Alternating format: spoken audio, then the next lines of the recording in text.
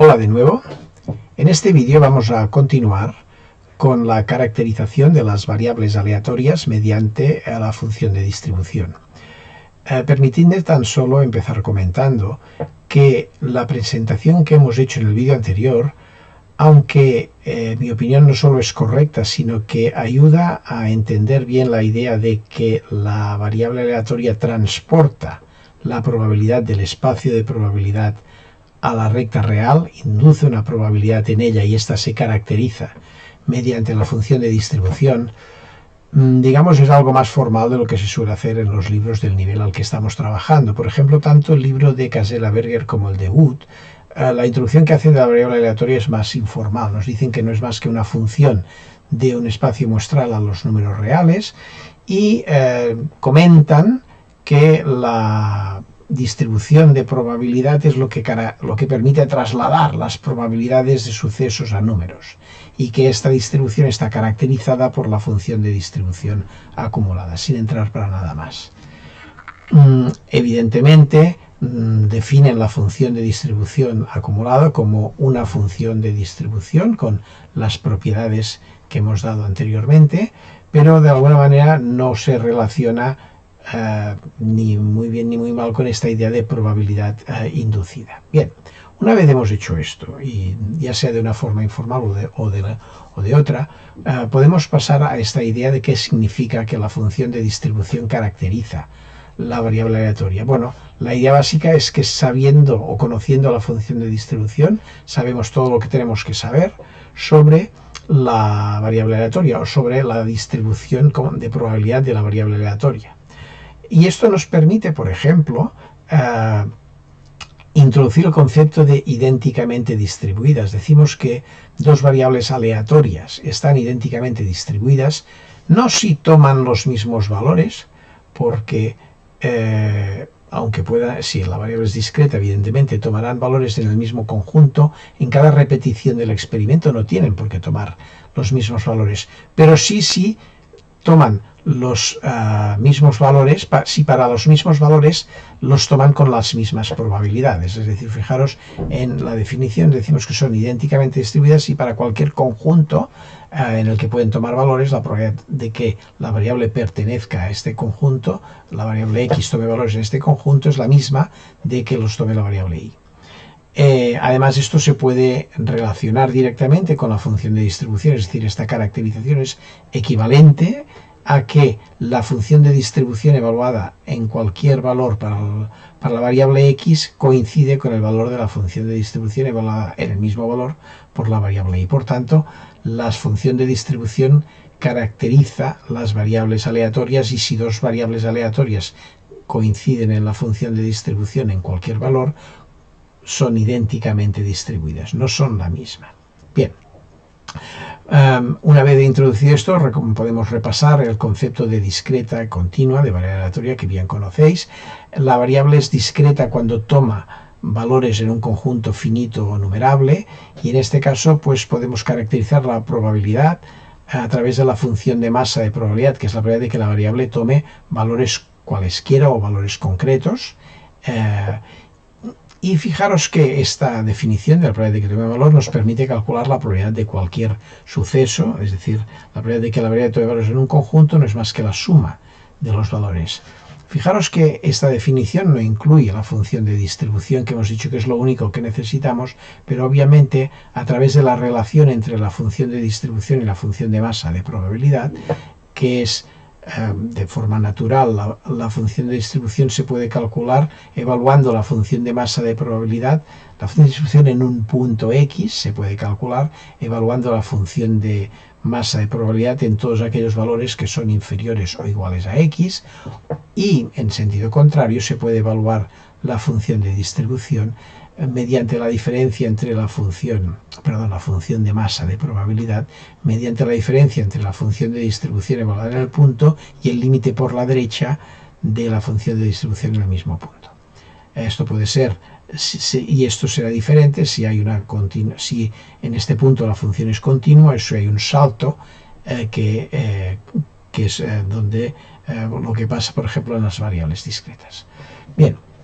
Entonces, de forma similar, a cómo hemos utilizado la función de distribución para caracterizar una variable discreta, podemos decir que una variable es discreta si su función de distribución es una función escalonada.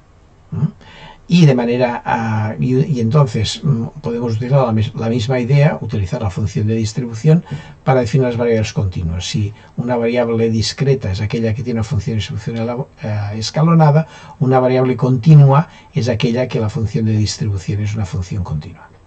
Esto, por tanto, fijaros que no necesitamos nada más que la función de distribución para introducir estos conceptos. Pero de la misma manera que en variables discretas utilizamos la función de masa de probabilidad, en las variables absolutamente continuas son aquellas en las que podemos introducir un concepto adicional que es el de función de densidad, y es aquella función que vamos a poder utilizar para calcular la probabilidad en un intervalo semiabierto de menos infinito a x, que es lo que nos evaluaríamos utilizando la función de distribución. Es decir, la variable es absolutamente continua si la función de distribución se puede evaluar de esta forma, o si existe una función que permite evaluar la función de distribución de esta forma. Bien, estos dos conceptos, función de densidad y función de masa de probabilidad, podéis intuir que son equivalentes en algún sentido, pero este sentido requiere algún concepto adicional para dejarlo más claro, por tanto de momento lo vamos a omitir. Podéis ver ejemplos de cálculo de funciones de distribución en el documento sobre ejemplos de Casella-Berger, y tenemos, por ejemplo, 3 ejemplos que ahora miraremos con un poco de detalle, que son el cálculo de función de distribución de una variable con distribución geométrica, una logística o una mixta. Fijaros, si vamos al documento en este caso, el ejercicio es sencillo pero interesante porque refleja los problemas la forma o la aproximación típica a los problemas. A partir de una situación, como en este caso, que es un experimento aleatorio en el que vamos repitiendo, tirando una moneda hasta que nos aparece una cara. Entonces, el número de tiradas hasta que nos aparece una cara. Entonces, la probabilidad de que la variable aleatoria número de tiradas hasta que aparece una cara tome un cierto valor viene dada por esta expresión, donde P es la probabilidad de cara.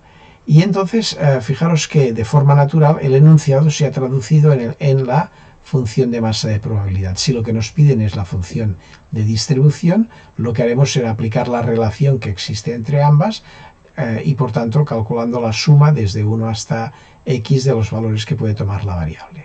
Entonces, si os fijáis en este caso, pues esta expresión nos llevaría a una serie geométrica, y utilizando una fórmula conocida podemos calcular el valor de la función de distribución. De hecho, para comprobar, que es lo que tenemos aquí, para comprobar que es una función de distribución, comprobaremos también las propiedades. Veo que aquí hay una pequeña errata, que es que esto sería x tiende a menos infinito, y por tanto tenemos que repasarlo. El siguiente ejemplo,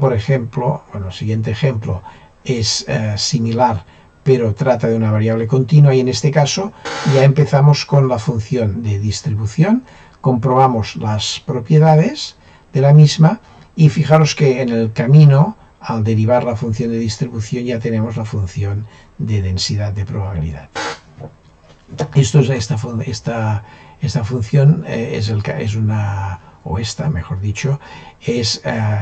un caso particular con mu 0 y beta 1 de lo que se conoce como distribución logística. Por último,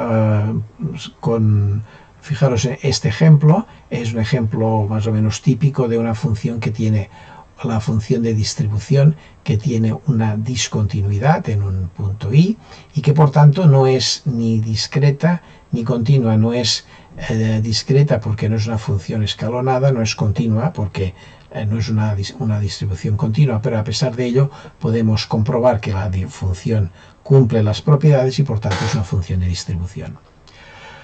Para finalizar esta introducción, dejadme que os presente lo que se conoce con el nombre de función de distribución empírica.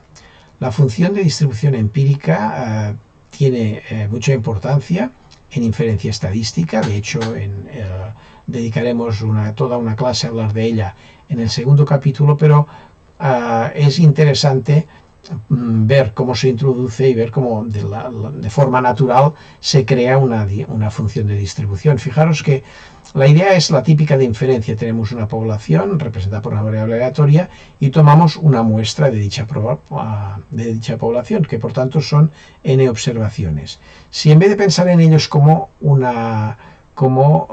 valores distintos, consideramos que podrían ser valores fijos y les asignamos a cada uno de ellos una probabilidad de 1 partido por n, vemos que la función que se obtiene de contar, dado un valor x, cuántas de estas observaciones quedan por debajo de x y dividirlas por el total de observaciones, es decir, la función que viene definida por esta expresión de aquí, es efectivamente una función de distribución, porque como podéis ver, si x es inferior si x está por debajo del primer valor, la función valdrá 0, no hay. Si x está por encima o coincidiendo con el primer valor, la función valdrá 1, porque todos son menores o iguales que este último valor, no sé si he dicho primero.